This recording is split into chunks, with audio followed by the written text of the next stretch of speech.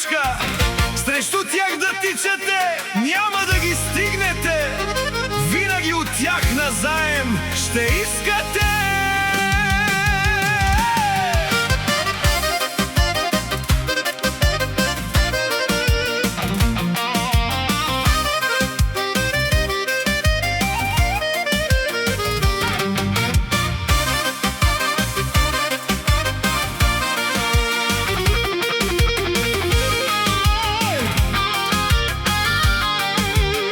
Да не се правят тарикати с коли и пари, че все при Райко и Величка тичат за пари. И Райко и Величка винаги им давате, са неблагодарни кучета. И да спрат да искат пари от Райко и Величка. Брат, дай ми пари назаем, след една-две седмици ще ти ги върна. Мене манге прала, дема паре назаем. Помаги сар манге на келек седмица. Бистрен ке ден ке паре. После ме звъни: So, achol, kaj са ме паре? Найман паре.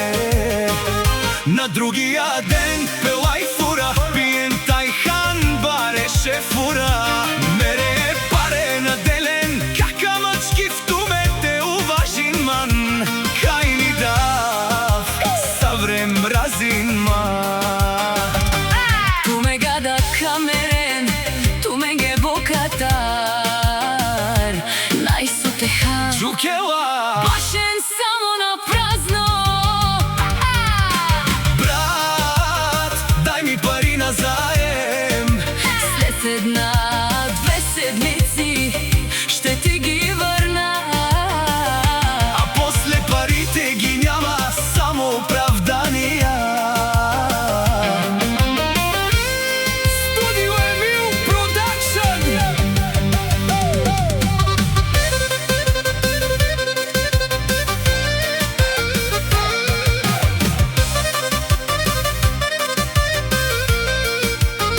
Не се биете в гърдите, правите се на големи по лайфовете. А забравихте хората, които първи повярваха във вас. Най-сотехан Джукела, кабашен само на празно. Камерен бухатар, пенен будка, керен буд, пе лайфура баре, ама канавен на време. Найман паре, найман лафи. Брат, Дай ми пари назаем. След една-две седмици ще ти ги върна.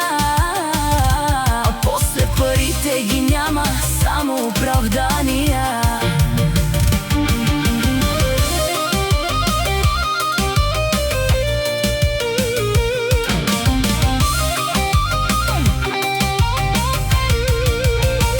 забравихте кой ви вдигна, забравихте кучетата, които бяха до вас.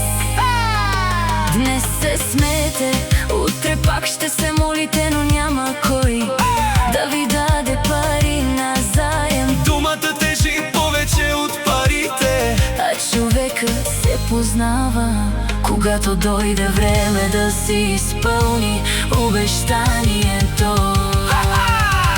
Брат, дай ми пари назад.